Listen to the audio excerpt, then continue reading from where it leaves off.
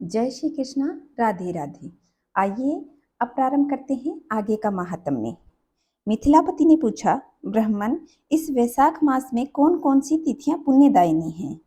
श्रुतदेव जी बोले, सूर्य के मेष राशि में स्थित होने पर वैशाख मास में 30 तिथियां ही पुण्यदायिनी मानी जाती हैं। एकादशी में किया हुआ पुण्य कोटि गुना होता है। उसमें स्नान, दया, तपस्या, होम, देव पूजा, पुण्य कर्म एवं कथा का श्रवण किया जाता है तो वह तत्काल मुक्ति देने वाला है। जो रोग आदि से ग्रस्त है और दरिद्रता से पीड़ित हो, वह व्यक्ति इस पुण्यमयी कथा को सुनकर कृतकृत्य होता है। वैशाख मास मन से सेवन करने योग्य है, क्योंकि वह समय उत्तम गुणों से युक्त है। दरिद्र, धनाढ्य, पंगु, अंधा, नपुंसक, विधवा, साधारण स्त्री, पुरुष, बालक, युवा, वृद्ध तथा रोग से पीड़ित मनुष्य ही क्यों न हो, वैशाख मास का धर्म सबके लिए अत्यंत सुखदायी है। परम पुण्यमय वैशाख मास में जब सूर्य मेष राशि में स्थित हो, तब पापनाशिनी अमावस्या कोटि गया के समान फल देने वाली होती है। राजन, जब पृथ्वी पर राजर्षि सावर्णिका का शासन था, उस समय 30वें कलयुग के अंत में सभी धर्मों का लोप हो गया। उसी समय आनर्त देश में धर्मवरण नाम से विख्यात एक ब्राह्मण थी। मुनिवर धर्मवरण ने उस कलयुग में ही किसी समय महात्मा मुनियों के सत्रगया में सम्मिलित होने के लिए पुष्कर क्षेत्र की यात्रा की। वहां कुछ व्रतधारी महर्षियों ने कलयुग की प्रशंसा करते हुए इस प्रकार कहा, सतयुग में भगवान विष्णु को संतुष्ट करने वाला जो पुण्य 1 वर्ष में साध्य है, वह त्रेता में 1 मास में और द्वापर में 15 दिनों में साध्य होता है। परंतु कलयुग में भगवान विष्णु का स्मरण कर लेने पर भी 10 गुना पुण्य प्राप्त होता है। कली में बहुत थोड़ा पुण्य ही कोटि गुना होता है। जो एक बार भी भगवान का नाम लेकर दया दान करता है और दुर्भिक्षों में अन्न देता है, वह निश्चय ही ऊर्ध्वलोक में गमन करता है। यह सुनकर देवर्षि नारद हंसते हुए उन्मत्त के समान नृत्य करने लगे। सभासदों ने पूछा, नारद जी, यह क्या बात है? तब बुद्धिमान नारद जी हंसते हुए उन सबको उत्तर देते हैं, आप लोगों का कथन सत्य है। इसमें संदेह नहीं कि कलयुग में स्वल्प कर्म में ही महान पुण्य का साधन किया जाता है तथा कलेशों का नाश करने वाले भगवान केशव स्मरण मात्र से ही प्रसन्न हो जाते हैं। तथापि मैं आप लोगों से यह कहता हूं कि कलयुग में ये 2 बातें दुर्घट हैं, शिशेंद्रियों का निग्रह और जीवा को वश में रखना। ये दोनों कार्यों जो सिद्ध कर लेता है, वही नारायण स्वरूप है। अतः कलयुग में आपको यहाँ नहीं ठहरना चाहिए। नारद जी की बात सुनकर उत्तम व्रत का पालन करने वाले महर्षि सहसा यज्ञ को समाप्त करके सुखपूर्वक चले गए। धर्मवर्ण ने भी वह बात सुनकर भूलोक को त्याग देने का विचार किया। उन्होंने ब्रह्मचर्य व्रत धारण करके दंड और कमंडलू हाथ में लिया और जटा वल्कधारी होकर वे कलयुग के अनाचारी पुरुषों को देखने के लिए घर छोड़कर चल दिए। उनके मन में बड़ा विस्मय हो रहा था।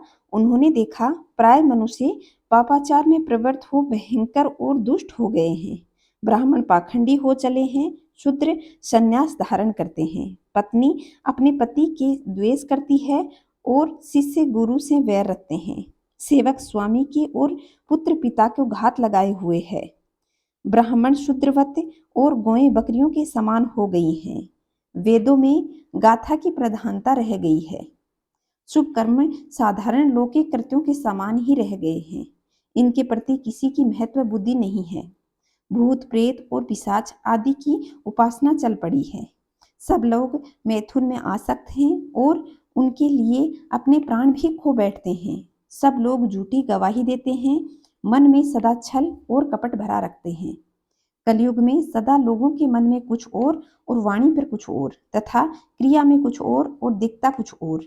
सबकी विद्या किसी न किसी स्वार्थ को लेकर ही होती है और केवल राजभवन में उनका आदर होता है। संगीत आदि कलात्मक विद्याएं जो राजा को प्रिय हैं, कली में अधम मनुष्य पूजे जाने लगे हैं। श्रेष्ठ पुरुषों की अवहेलना होती है। कली में वेदों के विद्वान ब्राह्मण दरिद्र होते हैं, लोगों में प्राय भगवान की भक्ति नहीं होती। पुण्य क्षेत्र में पाखंड अधिक बढ़ जाता है। शूद्र लोग जटाधारी तपस्वी बनकर धर्म की व्याख्या देते हैं। सभी मनुष्य अल्पायु, दयाहीन और झूठे होते हैं। कली में प्राय सभी धर्म के व्याख्याता बन जाते हैं और दूसरों से कुछ लेने में ही उत्सव मनाते हैं। अपनी पूजा कराना चाहते हैं और व्यर्थ ही दूसरों की निंदा करते हैं। अपने घर आने पर सभी अपने स्वामी के दोषों की चर्चा करने में तत्पर रहते हैं। कली में लोग साधुओं को नहीं जानते, पापियों को ही बहुत आदर देते हैं। दुराग्राही लोग इतने दुराग्राही होते हैं कि साधु पुरुषों के एक दोष का ढिंडोरा पीटने लगते हैं और पापात्माओं के दोष समूहों को भी गुण बतलाते हैं। कली में गुणहीन मनुष्य दूसरों के गुण नहीं देखते और दोषों को ग्रहण करते हैं।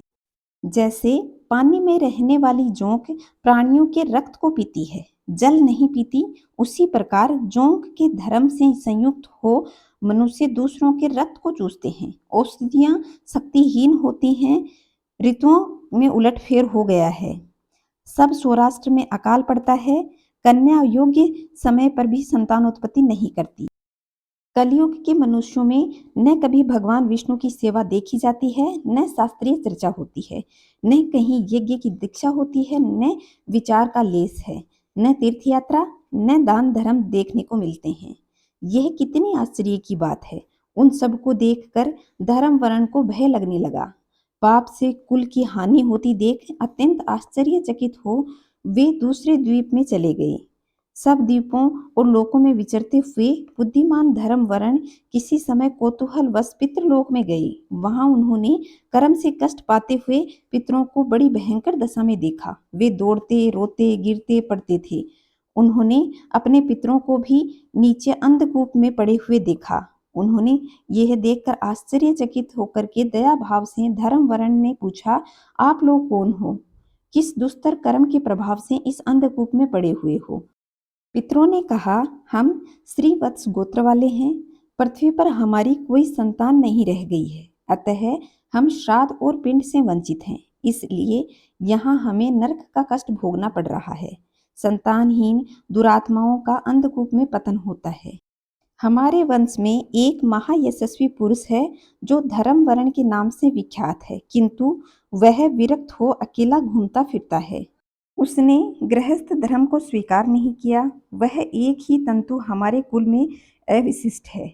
उसकी भी आयु क्षीण हो जाने पर हम लोग घोर अंधकूप में गिर पड़ेंगे, जहां से फिर निकलना कठिन हो जाएगा।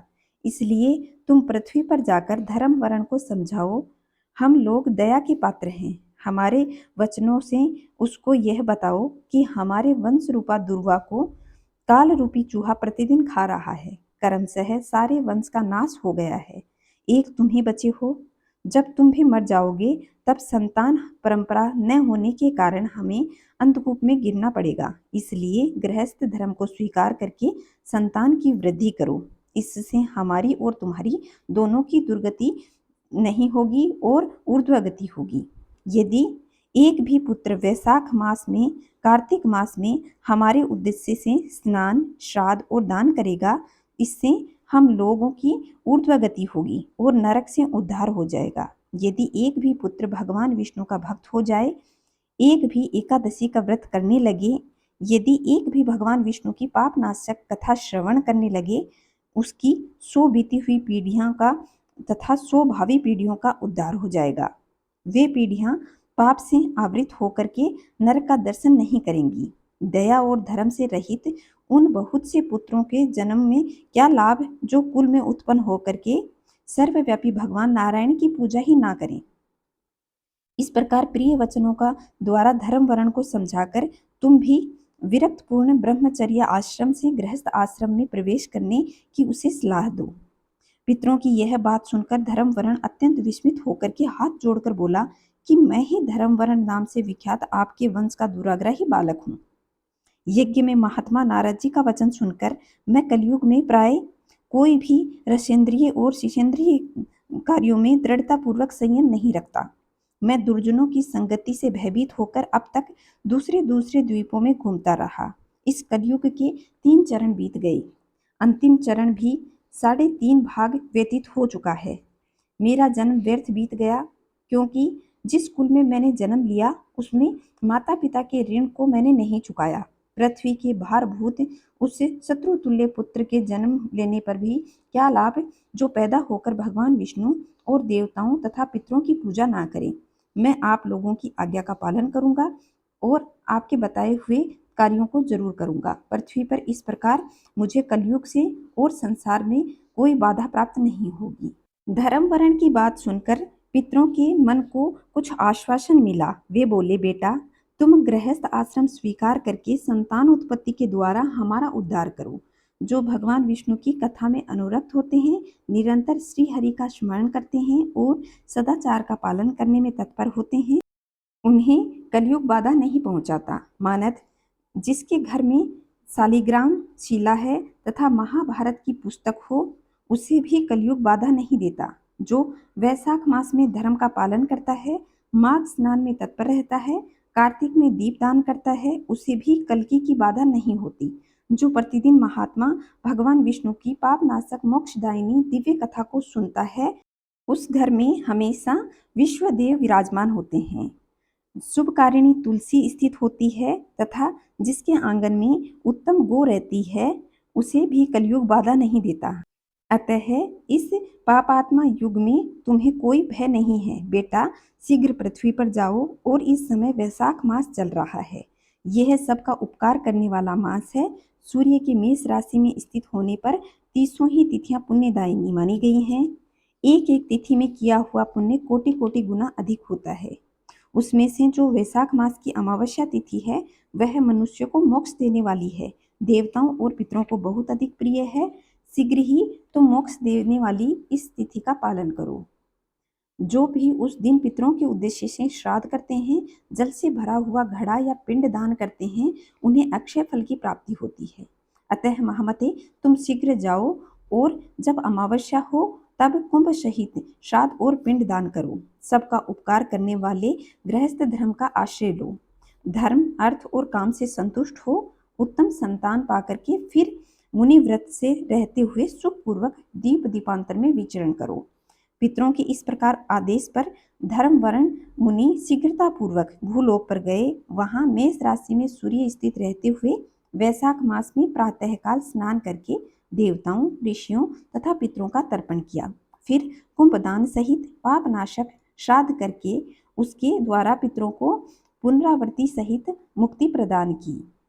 तत्पश्चात उन्होंने स्वयं विवाह करके उत्तम संतान को जन्म दिया और लोक में उस पाप नाशिनी अमावस्या तिथि को प्रसिद्ध किया। तदंतर वे भक्ति पूर्वक भगवान की आराधना करने के लिए हर्ष के साथ गंधमादन पर्वत पर चले गए। इसलिए वैशाख मास की यह अमावस्या तिथि भी परम पवित्र मानी गई है।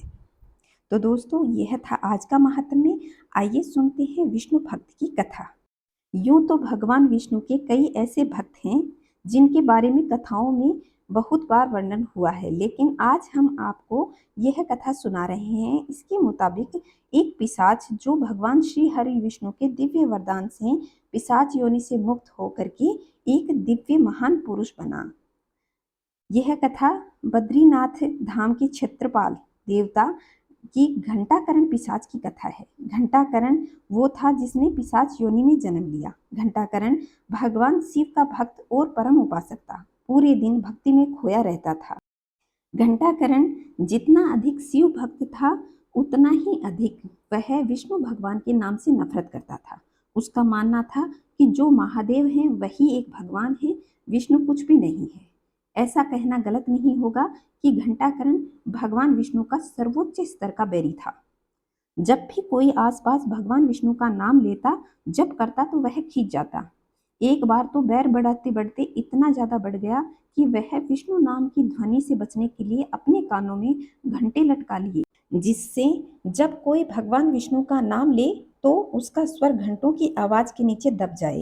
भगवान विष्णु के नाम से चिढ़ने वाले घंटाकरण को पिशाच योनि से मुक्ति पाने की बड़ी अभिलाषा थी। वह मोक्ष को पाना चाहता था। इसके लिए वह दिन रात महादेव की तपस्या करने में लीन रहता और महादेव एक दिन प्रसन्न होकर के प्रकट हुए। उन्होंने घंटाकरण से कहा कि मांगो, तुम्हारी क्या इच्छा है। घंटाकरण ने मोक्ष की इच्छा जताई तो महादेव ने वह इच्छा पूर्ण करने के लिए मना कर दिया। महादेव ने कहा कि तुम भगवान विष्णु का इतना अनादर करते हो, एक की भक्ति करते हो और दूसरा का अनादर करते हो, यह तो अच्छी बात नहीं है। भगवान विष्णु मेरे आराध्य देव हैं, ऐसे में मैं मेरे आराध्य का अपमान सहन नहीं कर सकता।